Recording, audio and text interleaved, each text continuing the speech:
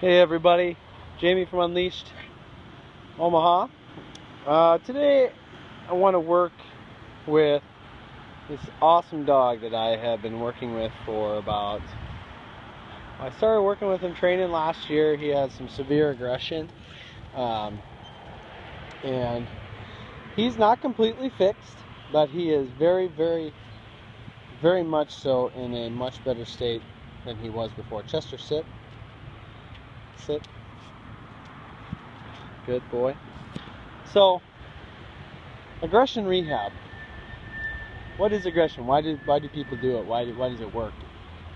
Why do dogs do it? Because aggression works. How many times do you see a dog coming in to play with another dog when they're aggressive? None. How often do you see a human coming to play and pet a dog when he's being aggressive? Very seldom. Okay, so the reason that dogs are aggression is most of the time because of fear or anxiety, and they don't know how to handle themselves in situations. So if you have a dog who has developed aggression, developed anxiety, developed fear, whatever it is, whether they're a fear biter, a anxious biter, a frustrated biter, whatever it is, the amount of truly aggressive dogs is very, very, very low. So when we start this aggression process, okay, I've got 3 dogs over here and Chester, okay? So Chester used to perk up and he would be noticeably magnetized by the sight of another dog, okay? So in the beginning of this work, so if your dog gets drawn in or sees a dog and goes crazy at 50 feet, well, then you need to start finding his zone where he can start concentrating again. So if his zone is 50 feet for aggression, and at 55 feet he knows the dogs are there, but he hasn't fully gone into an explosion, then that's where you need to start. So having that option, you see that you have your dog who is under control at 55 feet. He may still know that the dog is there, but he hasn't gone into this aggressive stance to where it's just like you or me.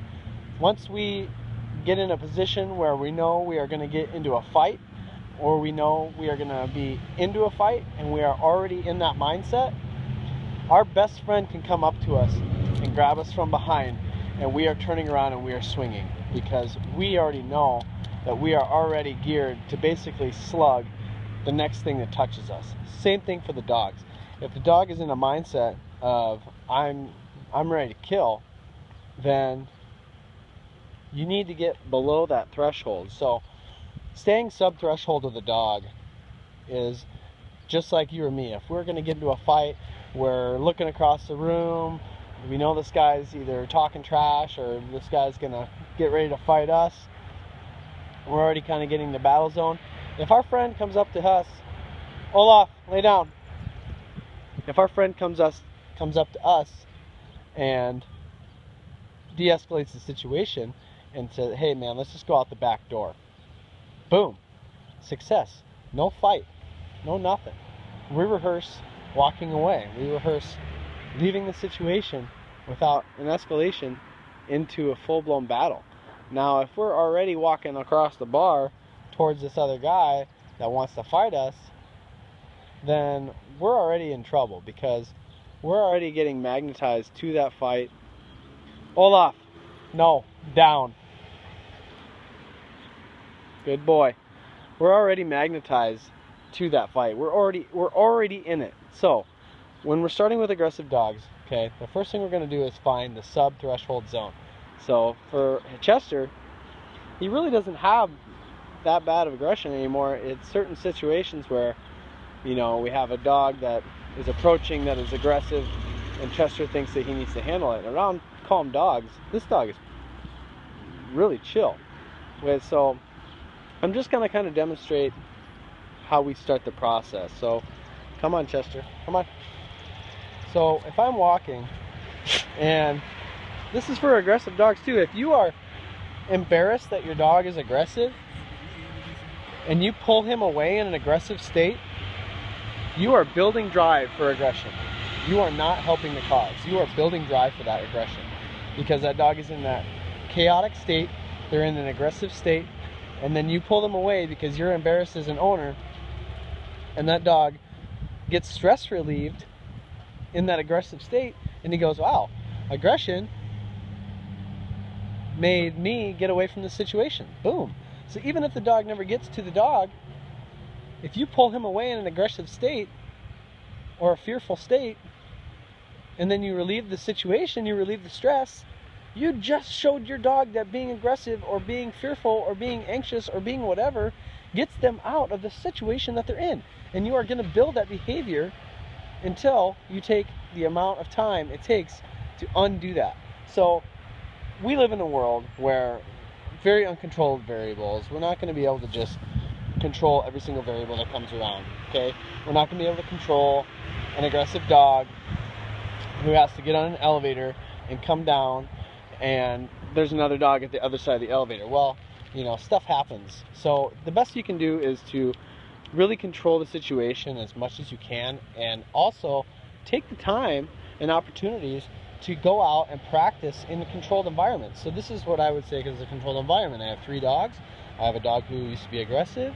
Okay, I walk towards them.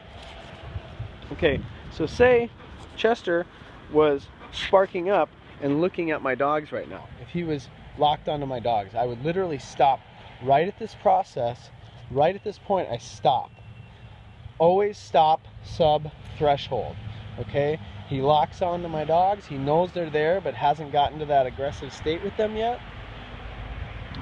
I'm sub-threshold for the work, okay? I stop right there. I don't go any closer to the dog. I don't go any closer to the situation, and I stop and I wait for him to give me an alternative, anything other than locking on that dog. So I don't care if they're sniffing the ground, scratching their head, licking the ground, sniffing the air, anything other than locking on that dog, I will mark it yes, and I'll come this way, good boy, and I'll reward him. Good job. Good job. Now, a lot of times dogs in this situation will not eat because they're stressed out. They're freaking out, they're stressed out, and a lot of dogs will not eat when they're stressed, okay?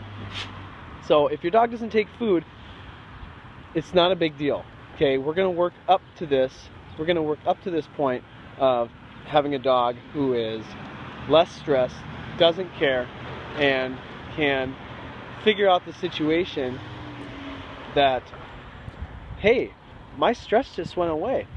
Now, in the beginning, like I said, he's probably not going to take food from you because he's still stressed out. But by going away from the situation, I mark it yes, and I jog 15 to 20 feet away from the situation. Okay? I jog 15 to 20 feet away from the situation.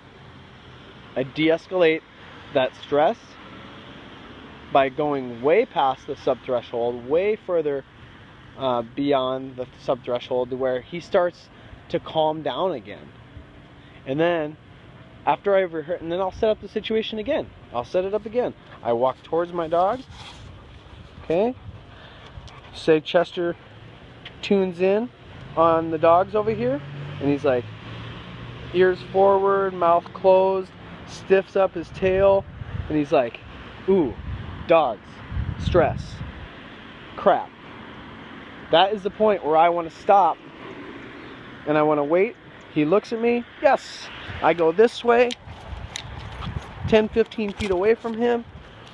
I reward him with food, and that's another repetition of how to handle the situation. I know. That's another way to handle the situation. So we show him, you always have an option of walking away from your stress. If you're stressed out from a human, from a dog, from something that has given you a fearful reaction in the past, well, then we have to take the opportunity to show our dogs how to not be fearful around that, how to not stress out about this stuff. So stay sub-threshold, wait for the behavior of functional reward, either sitting, downing, looking at you, sniffing the grass, looking away, anything that's not hard focus on the dog. And when they do that, you mark it with yes, and you run the opposite direction 15 to 20 feet and feed your dog. Now this is just one part of the situation. Eventually we're going to have our dog stationary, and you're going to have a helper, and your helper is going to walk towards your dog. Once the dog perks up, we stop. We wait for an alternate reaction from the dog, either looking at you or sniffing the ground or looking away or whatever the situation calls for. And the second they do, we mark it yes, and either we can go away with the dog or our helper goes away with the dog. And the helper, we say yes, we mark the dog in place, and our helper takes that dog and walks away and relieves the stress. So always, always, always stay sub-threshold. If you don't, it's not a big deal. If you go over and your dog explodes into an aggressive state, it's not a huge deal. It's really not a big deal if your dog goes into that aggression at that point. Set it up again. You made a mistake. We make mistakes. It's okay. Okay, and then when we start getting lower and lower, like Chester, like doesn't even care. A little sniff, okay? No aggression. Okay? So right here, I can mark that. Yes.